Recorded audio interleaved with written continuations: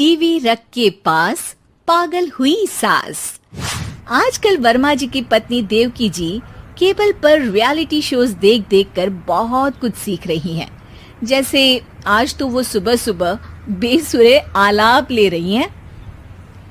सारे गामा धा।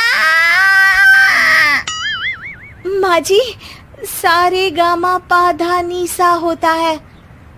अरे वो तो सब गाते हैं, ये मेरा स्टाइल है।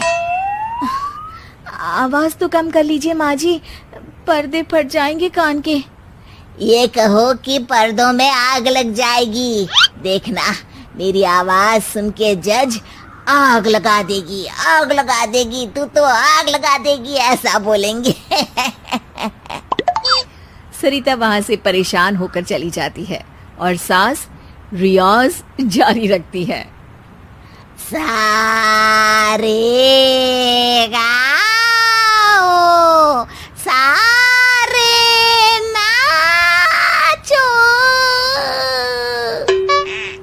तभी बाबूजी दुकान से लौटते हैं। अरे देवकी, क्यों तानसेन बनी हुई है? कान से खून निकालोगी क्या? अरे क्या हुआ, रियाज तो करने दो मुझे। इसको रियाज बोलते हैं? ऐसा लग रहा है जैसे घोड़े हिना रहा है। घोड़े पे बैठ के ही बम्बई जाऊंगी मैं तो, जब जज साहब कहेंगे कि देवकी तुम मुंबई आ रही हो। जज साहब, वो अदालत वाले? अरे नहीं नहीं, बड़े लोग हैं, आप नहीं जानते हैं। ओ मैं तो छोड़ चली अपना ये देश, बम्बई मुझे प्यारा लगे। गाना गाती हुई देवकी चली जाती है और बाबूजी अपनी सरफिरी पत्नी के इस संगीत प्रेम की चर्चा करने बहू के पास चले जाते हैं। अरे सरिता बेटा, सुनो तो, ये तेरी सास को क्या हुआ है बेटा? सुबह तो अच्छा भला छोड़कर गया था इसे। सिंगर बनेगी अब वो। सिंगिंग रियलिटी शो में जाने की सुबह से तैयारियां चल रही हैं इनकी। हाँ, अब तो कोयल के सुर मेंढक छेड़ेगा। हे भगवान, सद्बुद्धि दो इसे। इधर बाबूजी भगवान को कहते हैं और उधर राधा रानी प्रकट हो जाती है, देवकी की मोहल्ले की सबसे पक्की दोस्त।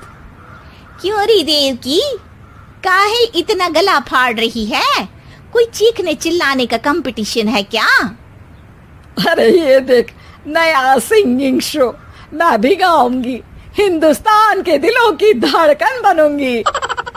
अरे इतना बेसुरा गा के दिलों की धड़कन नहीं, दिलों का अटैक बन जाएगी। इससे तो अच्छा है कि नाच ही ले। वैसे भी दिन भर मोहल्ले में नाचती तो रहती है तू, कभी इसके घर कभी उसके घर। देवकी को समझ में आ जाता है कि उसका गाना किसी को पसंद नहीं आ रहा। अगले दिन सरिता देखती है कि सास पैरों में घुंघरू बांध के नाच रही है। अरे माँ जी, क्या मंजुलिका बनी हुई है आज आप? अरे नाचने दे बहू, जब तक है जान जाने जहां मैं नाचूंगी। अरे माँ जी, अभी जान निकल जाएगी इतनी जोर से नाचेंगी तो। अरे अरे, क्या कर रही हो? अरे दिख नहीं रहा, डांस कर रही हूँ। अरे जैसी तुम्हारी हरकत है, तुमको तो नागिन डांस करना चाहिए। वो भी करूंगी, भांगड़ा भी करूंगी। देखना, जज मुझे देख के स्टैंडिंग ओवेशन देंगे। हाँ, स्टैंडिंग ओवेशन तो देंगे ही, ताकि खड़े होकर वहां से भाग सके तुम्हारा डांस देखकर। अरे कुछ ढंग की चीज करो, ये रोज क्या नया शुरू कर देती हो? सास को लगता है कि उसका डांस का सीन भी बिगड़ गया। अब वो टीवी देख के कोई और कलाकारी ढूंढने लगती है। तभी उसे टीवी पर खतरों के खतरनाक खिलाड़ी शो दिखता है, जिसमें लोग अलग अलग स्टंट करते हैं। बस देवकी को नया काम मिल जाता है। अगले दिन सुबह देवकी डंबल लेकर कसरत करने लगती है। माँ जी, ये क्या कर रहे हैं आप? अरे खली जैसे बनकर खलबली मचा दूंगी। कल मैंने खतरों के खतरनाक खिलाड़ी देखा, और सोच लिया कि मुझे वही जाना है। हाँ बस। तभी वहाँ बाबूजी भी आ जाते हैं। अरे इतना भारी डंबल, अरे गिर मत जाना कहीं लेकर। अरे चुप करो, तुमसे कुछ नहीं होता इसका मतलब ऐसा नहीं कि मुझसे भी कुछ नहीं होगा। मैं तो खतरों के खतरनाक खिलाड़ी में जाने वाली हूँ। हाँ मैं तो इस शो में तभी गया था जब तुमसे शादी हुई थी। तुमसे शादी करना भी खतरों के खतरनाक खिलाड़ी में जाने से कम थोड़ी ना। अब चुप भी रहिए।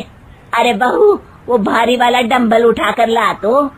अरे नाना माँ जी, आप संभाल नहीं पाओगी। अरे मैंने टीवी में देखा था, एक आदमी कार उठा लेता है, इतना तो मैं उठा ही सकती हूँ ना। बहू घबराते हुए भारी वाले डंबल माँ के हाथ में दे देती है। जैसे ही माँ दोनों हाथ ऊपर करती है, पूरे शरीर का बैलेंस बिगड़ जाता है और वो पीछे की तरफ गिर जाती है। डंबल जाकर टीवी में लगता है और टीवी फूट जाती है। माँ जी, उठिए माँ जी। बाबूजी बहुत तेज हंसने लगते हैं। बाबा बाबा, टीवी और बीवी दो टेंशन थे मेरे, आज एक कम हो ही गया। बहू भी सास को उठाते उठाते इस बात पर ताली बजाकर हंसने लगती है और देवकी फिर से गिर जाती है। और इस बार देवकी भी अपनी बेवकूफी पे हंसी रोक नहीं पाती।